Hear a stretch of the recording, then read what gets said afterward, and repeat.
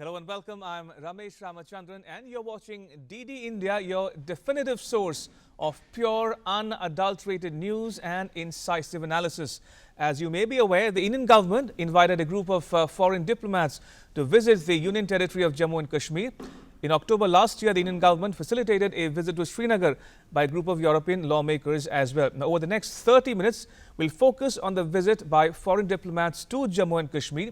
We'll give you a 360-degree perspective so that you, the viewer, know what it takes to be on top of the news. I'll be joined by a team of experts to help you better understand the issues at hand. Right, New Delhi-based, if I can start with that news coming in from Jammu and Kashmir this moment. New Delhi has invited a group of 15 diplomats to visit Srinagar. The efforts being taken by the government to bring back normalcy to the Kashmir Valley, after abrogation of Article 370. The Indian Foreign Ministry rejected the criticism that the visit is a guided tour. Now, during the visit, Envoys held meetings with security officials and members of civil society. We get you a ground report from Srinagar. Take a look. After the abrogation of Article 370 in J&K, the situation continues to be getting normal. Some countries expressed the desire to get a first-hand look at the ground situation in Kashmir. Following this, envoys from 15 nations, including the US, are in Jammu and Kashmir for a two-day visit.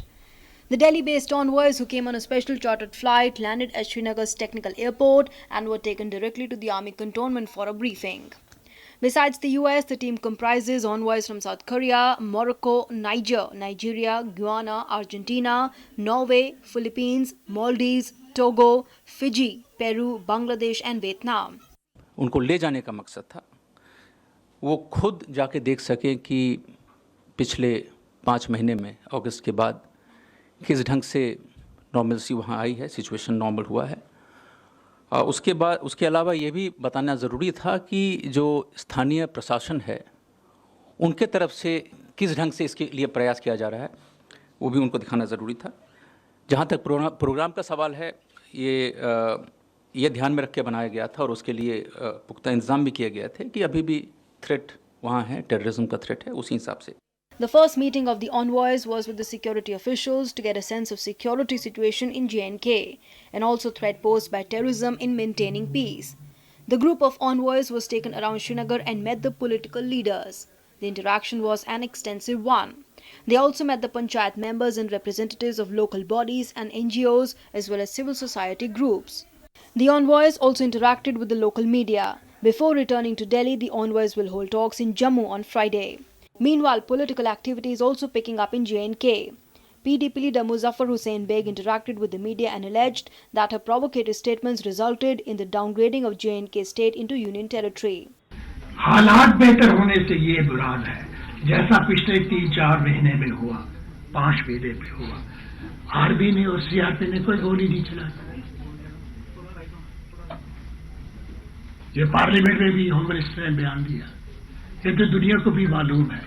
In another development, the PDP on Thursday expelled 8 party leaders who were part of the delegation that met the envoys on Thursday. Earlier in the week, they had met Lieutenant Governor G.C. Murmu. The party claims they have gone against the will of the people by engaging in parleys with the government. The visit is part of government's efforts to dispel the propaganda and misinformation being spread by Pakistan. The objective is to show the world the impact of government's efforts to ensure normalcy. With Ajay Vikram, DD India. Meanwhile, India's permanent representative to the United Nations in New York, Syed Akbaruddin, lashed out at Pakistan for peddling a false narrative on New Delhi and said that there are no takers for Pakistani malware. Speaking at the UN Security Council Ministerial Open Debate on the UN Charter on 9th January, Akbaruddin said that Pakistan has once again displayed dark actions and intentions by spreading false news. Condemning Pakistan's actions that pose a threat to world peace and security, Akbaruddin also said that there needs to be a United Nations Security Council that's representative of current global realities. One delegation that epitomizes the dark arts has yet again displayed its wares by peddling falsehoods earlier today. These we dismiss with disdain. My simple response to that delegation, the delegation of Pakistan, is even though it is late, neighbor, heal thyself of your malaise. There are no takers here for your malware. All right, I want to devote the next several minutes to understand the external and internal dimension of the issues at hand. How terrorism, aided and abetted with Pakistan, poses a serious threat to peace and security in Jammu and Kashmir. How Pakistan continues to use terrorism as an instrument of state policy, and how the Indian government is grappling with legacy issues. A distinguished panel of experts now joins me to take the conversation forward. Joining me is Ambassador Pinak Ranjan Chakravarti. Also with me in the studio is Major General S.B. Asthana, and political analyst Sushil Pandit joins us from Mumbai. Right, if I can come to you, Ambassador, first. Now, the Indian Foreign Minister S. Jaishankar says India as a nation has accumulated a legacy of problems, and some of these problems have caught up with the country. And Article 370 is one such lingering issue that's finally been addressed. Well, I think we had reached a situation in Jammu and Kashmir where it was perhaps no longer possible to continue with the status quo. We had continuing terrorism coming in unleashed on us by Pakistan. And there were also internal issues that need to be dealt with, like lack of laws to deal with many issues. For example, the Right to Information Act is now being introduced as part of these changes. So there were many laws that needed to be introduced in Jammu and Kashmir, and there was no way to do it without actually abrogating 370. Well, that was the decision that the government obviously took, taking into consideration all the relevant sort of factors. Well, it did lead, and it was expected that it would lead to controversy, including some international sort of repercussions as well.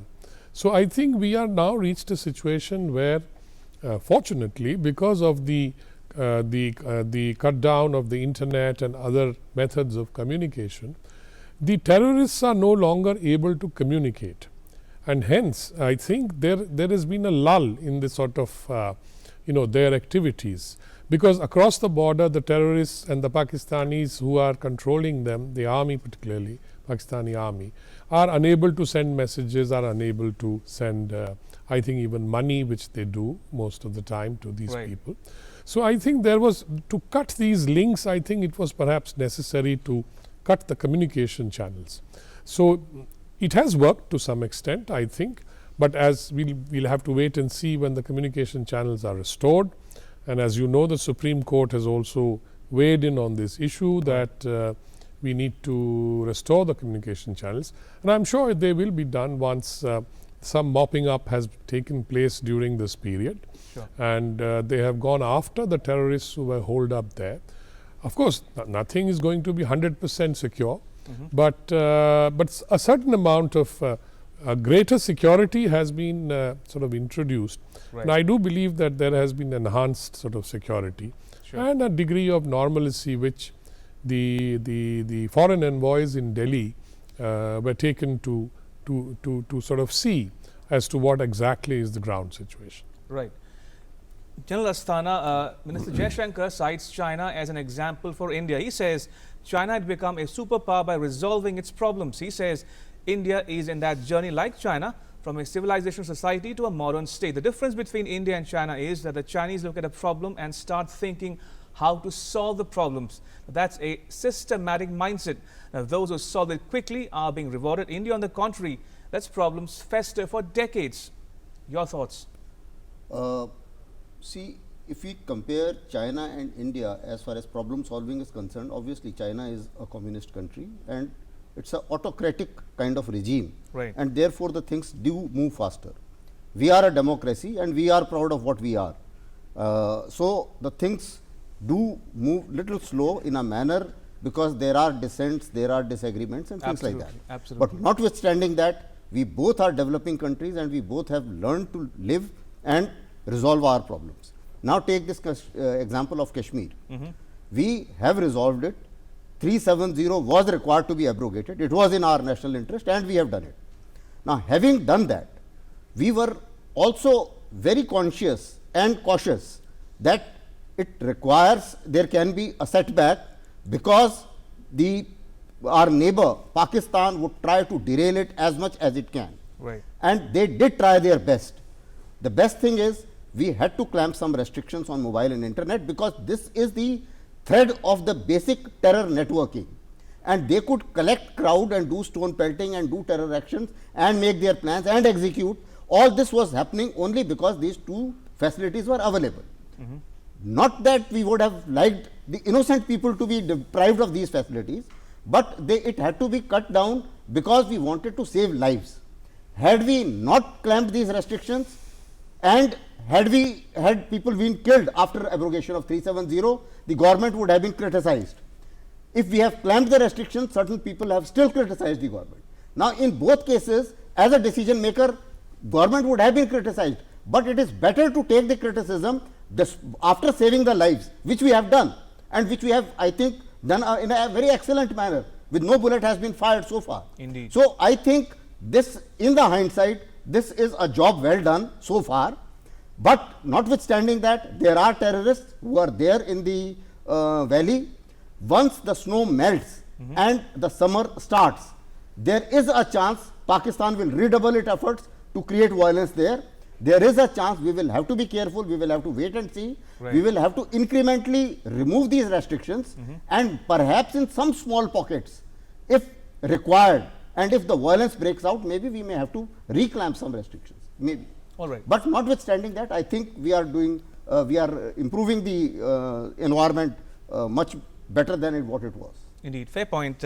Sushil Pandit in Mumbai. Now, I was looking up your Twitter account, and you describe yourself as, and I'm quoting you here, exiled in my own country, exclamation mark. Now, your thoughts, Sushil Pandit, on Article 370 and 35A. How would you approach this from a Kashmiri Pandit or a displaced Kashmiri standpoint? Your thoughts? Thank you, Ramesh, for having me on the show. There is a great deal of satisfaction for what we have seen in the last 5 months. There is a resoluteness on part of the government to keep the situation under control. And there is also a great deal of diplomatic effort visible where Pakistan has been rendered friendless. These two factors show how the government has approached this issue, which was festering, as Ambassador Chakravarti said, for decades. Right. The problem is we had drawn red lines when Pakistan was goading rest of the world to intervene or to at least have some interest and pay attention. We had mentioned that this is our internal affair and world has no business asking us or questioning us on it. This is the second time we have crossed the red line that we had drawn for ourselves. More than a month back, members of European Parliament were brought in, Right. and now envoys, foreign envoys have been taken in. While both these events have more or less passed off peacefully and without much of a damage, the point is those who did not go make bigger news than those who go. This time, the ambassador from European Union has dropped out. Even Brazilian envoy has dropped out. So these things become bigger news than all those who go there and unnecessarily bring the focus back on an issue which is purely our internal matter. It is our sovereign right, and we are dealing with it wonderfully. It's not that we are a closed society and we have drawn an iron curtain there. People know there is a vibrant media, everyone has correspondents there, reports, pictures are coming from Kashmir. True. Then where do we feel the need to bend over backwards and get into this slippery slope? Where will it stop? And if one envoy speaks out of turn, then the whole thing runs the risk of crashing down and will become counterproductive activity. Right. That is my only concern. Fair point. Ambassador Chakravarti and General Asthana, I want to ask you two a question and debate rather. Some would say national security imperatives must triumph over or trump all other considerations. Only when I speak. But what would you tell people who say, or who claim rather, or assert that there should be a balance between national security considerations and personal liberties? So your thoughts, starting with you, Ambassador Chakravarti. Well, we are the largest democracy in the world. Right. And if we have to live up to that fact, we need to ensure that democratic norms, etc., and our constitution is implemented fully. But there are provisions even in the Constitution of India to take, for the government to take certain executive actions. Right. When national security is at stake. National security is certainly important. After all, the Constitution of India defines India's territory. And if something happens and says an attack on that territory, it is the government of the day which has to take action. True. And the executive action that it takes obviously has sometimes infringes on personal liberties, etc., which has happened in certain cases in India. And not for the first time that you see in Kashmir. There are many, many cases if you go back where insurgency have been there, or when even if you go back to the emergency for that matter, freedom that are guaranteed in the constitutions were curbed. Now, having said that, I think there has to be a balance. Actually, I agree that there has to be a balance. If we want to be an open, liberal, the largest democracy in the world, we have to ensure that some of these democratic rights are sort of implemented, and in the case of Kashmir, maybe through a process of through a gradual process rather than overnight. Sure. Because of the peculiar nature of that place, where we have been fighting terrorism for I don't know how many years now. Right. And then the whole concept of the dividing up or sort of trifurcating. By the way, I must also say that this trifurcation proposal is not a new one. I mean, I have heard it before in many, many years ago, that there were discussions in political circles that what would happen if we trifurcate the state, why don't we make it into the three that has been done. So, let me tell you that this thread has existed in political thinking in India for a long time. Now, it required a government of the day to actually implement it, and for that reason one must accept the fact that this government has taken a decision, a fairly decisive one, to implement and break out of that morass that we were stuck for the last 72 years. Indeed. General, to you now, where do you stand on this debate, and especially from the perspective of terrorism, what are the pitfalls or challenges looking ahead in particular? Firstly, I answered the question, the first question which you asked. Sure. National security is important. I won't amplify. Ambassador has done it enough. Right.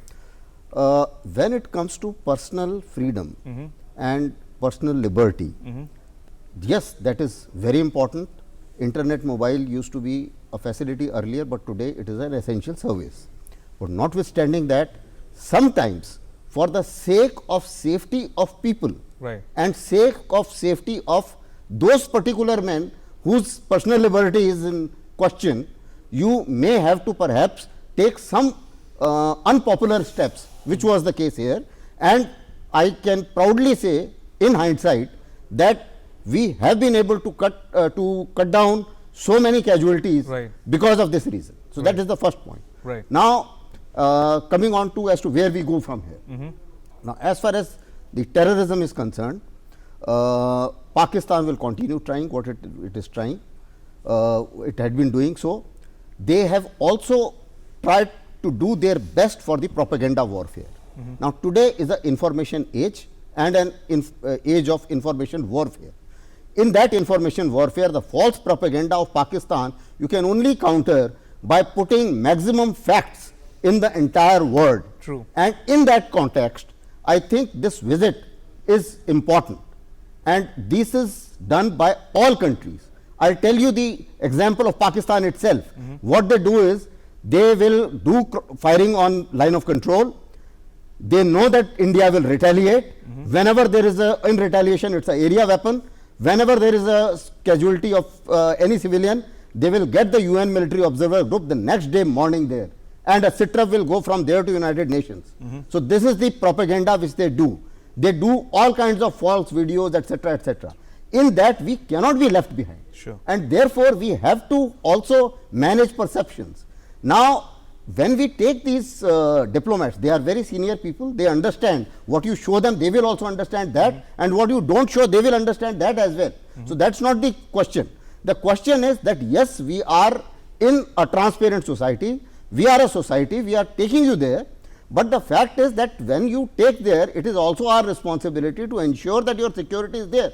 Right. It is also our responsibility that a terrorist doesn't come and meet you. Absolutely. So perhaps people will be screened. Sure. So if somebody starts calling that as a guided tour or something, that is his problem and his perception. Sure. But the fact is that it is required, and these kind of, I would welcome these kinds of much more initiatives like that, much more articles going from India, much more I think op-eds getting into all national, international papers and national papers, so that we also tell being right is not the only requirement. Today, Sure. besides being right, you have to tell the world that you are right. Absolutely. Sushil Pandit, if I can come to you now, you call yourself a displaced Kashmiri in exile, if I can quote you. Now, it's not every day that one abrogates Article 370. It's taken almost 7 decades for us to get this far. Looking ahead, would you say that the next phase should be actually focusing on development in terms of economy, in terms of political reconciliation, and what would you be looking out for in particular in the days ahead? Very good question, Ramesh. I feel that abrogation of Article 370 and reorganization of the state were the first few prerequisites that were an imperative. Right. Now, having made these announcements and implemented these decisions, what we need to do is to get down to nuts and bolts, the brass tacks. We need to dismantle the stranglehold of jihad, which was nourished and sustained by the system of Article 370 and the distance it created between Indian state, our constitution, our parliament, and the state of Jammu and Kashmir. We need to weed out the elements who had dragged Kashmir to the brink of a disaster till 5 months back. Their stranglehold on the academia, on the media, on the bureaucracy, on the police, on the civil society, on all critical aspects of everyday living in Kashmir, which is hampering the progress of Kashmir to come back to normalcy, which is making government think twice before restoring some of the channels of communication such as internet. That needs to be dismantled. Okay. I'm afraid a lot of people who are responsible for these ills in Kashmir continue to remain in their pivotal positions. There has not been a purge from the bureaucracy that should have been there, or even in the policing system, in the security system, in the overall administrative management system, in the education system. Remember, Burhan Wani's father retired as headmaster in our education system. Imagine how many generations of students he must have spoiled if this is what he did to his son. So we need to be extremely focused, and this is going to be long term. It's not going to happen in weeks and months. All right. We have to be at it, and we have to roll it back before we can declare Kashmir back to normal. All right. Because they are extremely well entrenched, and they need to be taken out brick by brick, as it were. There's a huge edifice staring us in Kashmir. And the litmus test would be when the expelled minorities of Kashmir would feel safe to go back and restart their lives. Till then, it is work in progress. All right, fair point. Your point well taken. Gentlemen, I'm running out of time. Very quickly, one last comment from all of you, starting with the Ambassador Chakravarti, the road travelled and the road that lies ahead. Your thoughts? Well, as I said, it's not going to be, work. It's work in progress, as Mr. Pandit said. Right. And I think we have a fair amount of way to go in terms of because what we need to see is that when we open up again all the facilities and make it completely normal by restoring communication, what really happens and whether this clampdown has actually worked or not. And then I think the real test will come as to when we open it up and then you see a return to normalcy. And the point about sort of restructuring the edifice, as Mr. Pandit says, that there are a lot of vested interests, I think, entrenched in the whole sort of administrative structures and others in all sectors. So I think one will have to look at that also. Unless there is a change within those structures and within the people who man those structures, who actually probably benefit from all this, from the earlier period have been benefiting, and today may not benefit so much after the administrative changes have been made. So I think we'll have to keep a very sharp eye on that. All right, General Asthana, and then quickly Sushil Pandit. Okay. Firstly, we will have to incrementally lift all restrictions, and in that process maybe sometimes we may have to take some chances also in some of the hotspots. Secondly, we have done all that with a promise of inclusive growth. So inclusive growth has to go side by side, in addition to ensuring that peace remains, and with an eye on our neighbor, unfriendly neighbor, and ensuring that they don't interfere and bring the Kashmir back to the violence again. All right, Sushil Pandit, I'll give you the last word. Thank you so much, Ramesh. While I agree that we have to keep a sharp eye on our not so friendly neighbor, the enemy within needs to be sorted out very, very resolutely.